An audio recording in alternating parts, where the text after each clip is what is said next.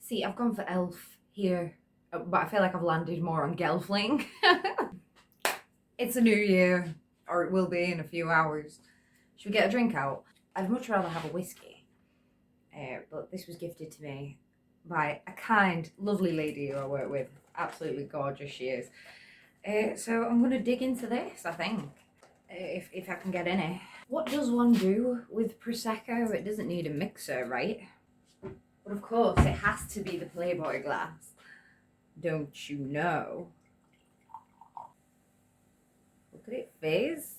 I did just drop some. I haven't had a drink already, I swear to you. Oh, it smells lovely. So, it's a new year, or it is going to be, and I thought that a great way to usher in the new year, start as you mean to go on, etc., etc., is to talk about my favourite film of all time. Oh my god, that's actually nice. Was not expecting to like that. Oh, wow. Cheers. I thought I would speak about the medium of my favourite film. And I have a convenient excuse for doing that in the form of this book. The film, by the way, is Pan's Labyrinth, as you could probably tell by the title here. I picked up this book like a month or so ago now. I had no idea that it existed. It's literally just a little book based on the film. There's not really anything new added to it.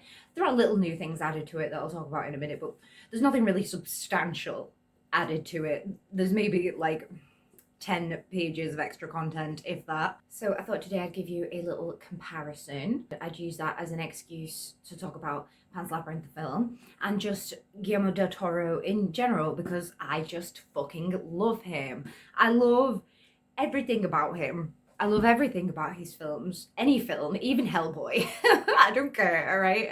We love Hellboy in this house. Yeah, Del Toro. Pan's Labyrinth was the first film that I ever saw of Del Toro's.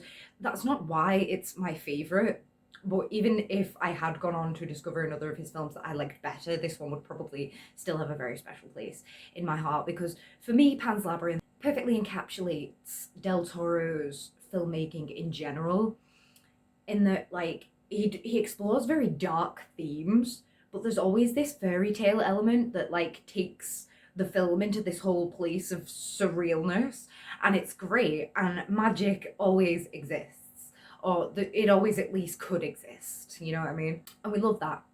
And we love fairies, which is why I've put my fairy ears on, because, like, I'll use any excuse. I've also put green eyeshadow on, but you can't tell. But that's because I didn't have a green dress, which is what Ophelia wears iconically in the film and also in the book. Yeah, the fairy tale element. Del Toro, I don't know, like, it's in all of his films, even the horror film, The Orphanage, yeah, had this, like, magical, mystical element to it. There was this whimsical childishness to the film, even as it was doing the horrifyingness. I think that Pan's Labyrinth has the perfect light-dark balance also, like the real world and the war and stuff like that that's going on versus the fairy tale world and the tasks that Ophelia is trying to complete in order to get back to being a princess. You know, just like we all are in the mortal world. The film is also insanely beautiful. All of his films are. All of them are really beautifully crafted, and I think another point in his favour is that you can always tell that he's passionate about these projects that he's been working on. You can feel the love and just the heart that has gone into the film. And I'm not comparing it here even to, like, Hollywood films that just get churned out mindlessly and nobody really cares. Even other directors, they can make a film and be passionate about it, but there's not the same wholesomeness that Del Toro has, for me personally. Some directors are wholesome, sure, but I don't think those directors handle such dark subject matter and still manage to be wholesome. I think a lot of my favourite directors who handle darker subject matter definitely do not produce wholesome films. Stanley Kubrick, looking at you. The basic plot of Pan's Labyrinth, both the book and the film, is Ophelia is a young girl whose mother has recently married the captain of a certain partition of the army, and so they have to go and live with him because her mother is pregnant with his child.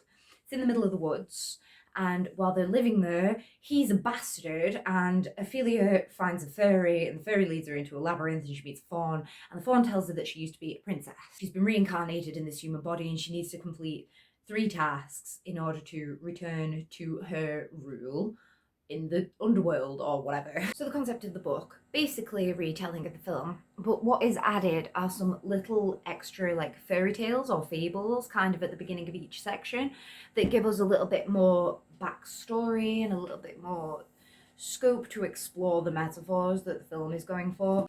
It is pretty much a word for word retelling of the script as far as what the characters say, and it doesn't show us anything that we don't see visually in the film.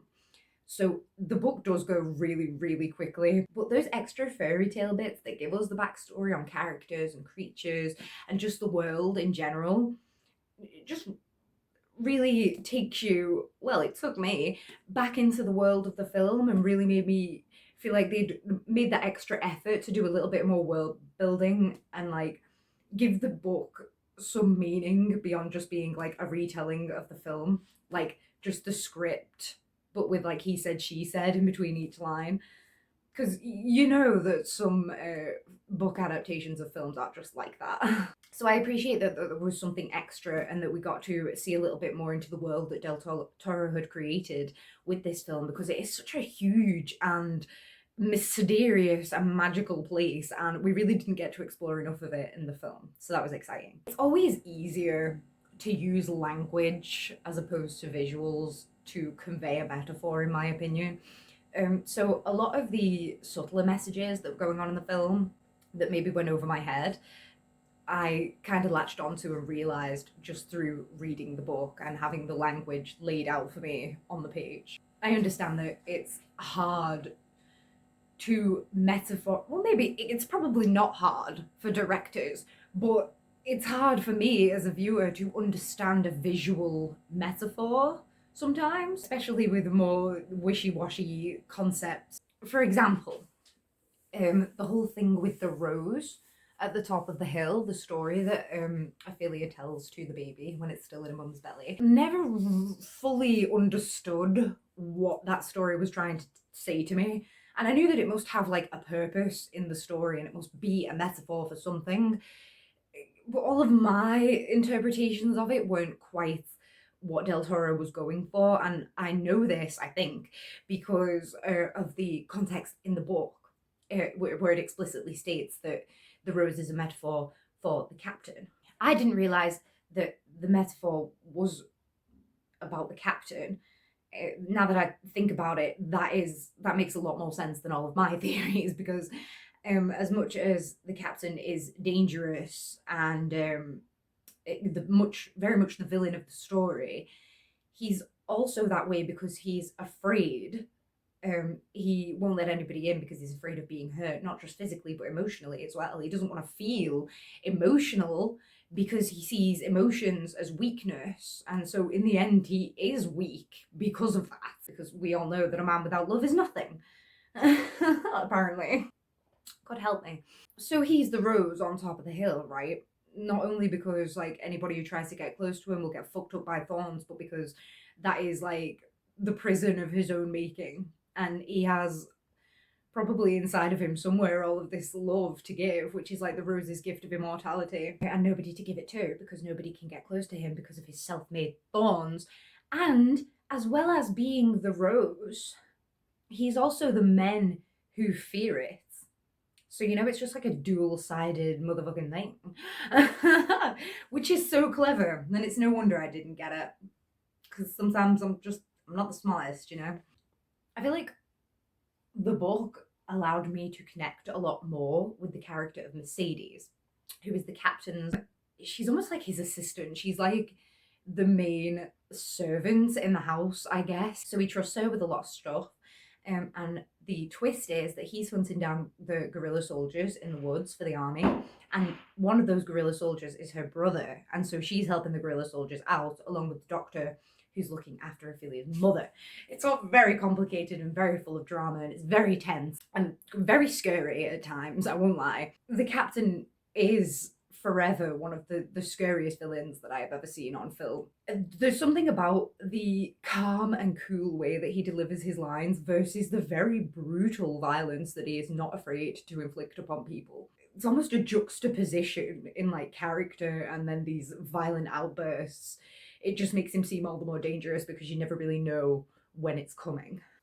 Anyway, I connected a lot more with the character of Mercedes in the book simply because obviously the narration in the book allowed me to kind of see into Mercedes' mind a little bit. And it really made me realize how little she said in the film, like actually spoke out loud. As much as I say I connected with her more in the book, that's not to say that her character was changed in any way. I just felt like she was a bit more personally relatable to me when I could see her in a monologue.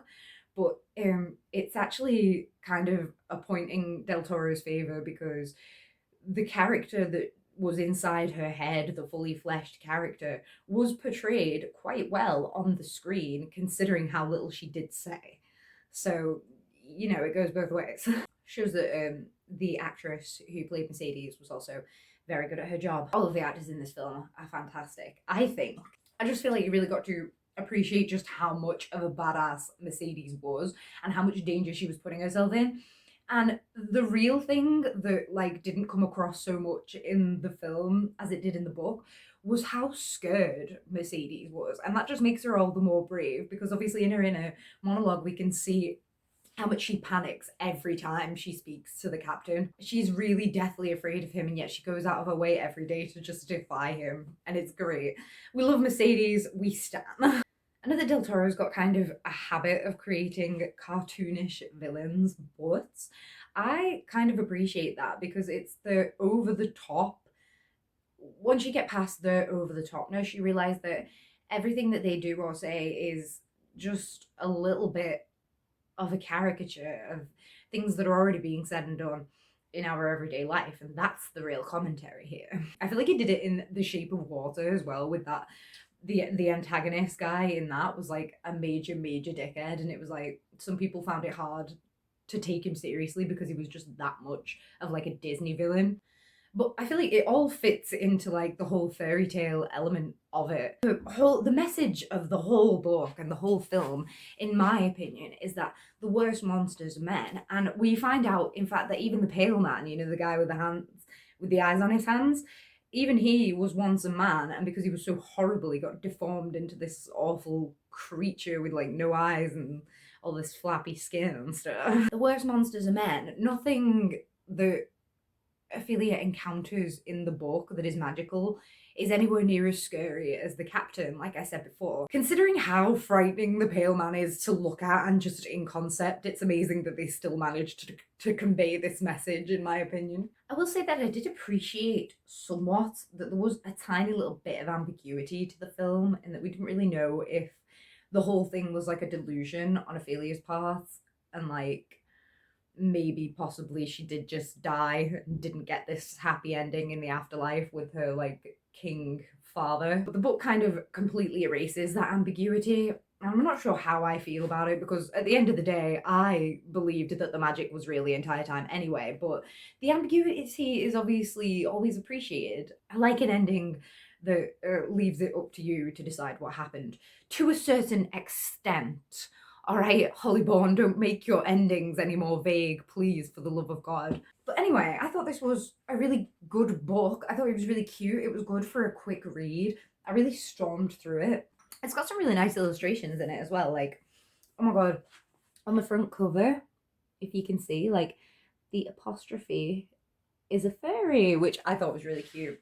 Yeah, and there's also illustrations in here, which is nice, and they're very pretty, as you can see. It's just, if you liked the film, I think you will appreciate the book and you will appreciate getting to know, you know, the little bits of lore that we do get treated to. And I feel like the amount of love and the amount of care and time that Del Toro put into this film, I appreciate that there's a little more the extra content regarding the world and stuff in the form of this book because otherwise he's created this entire world for like a 2.5 hour film and that's all we get to see of it. More fairies, please. We need to see more fairies in the new year.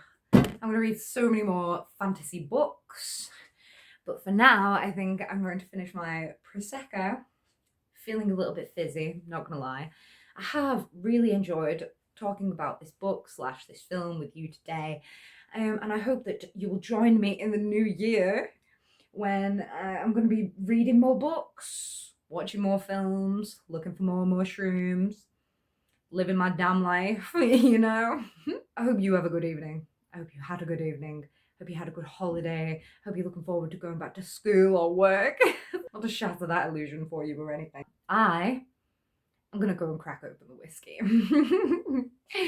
See you next time.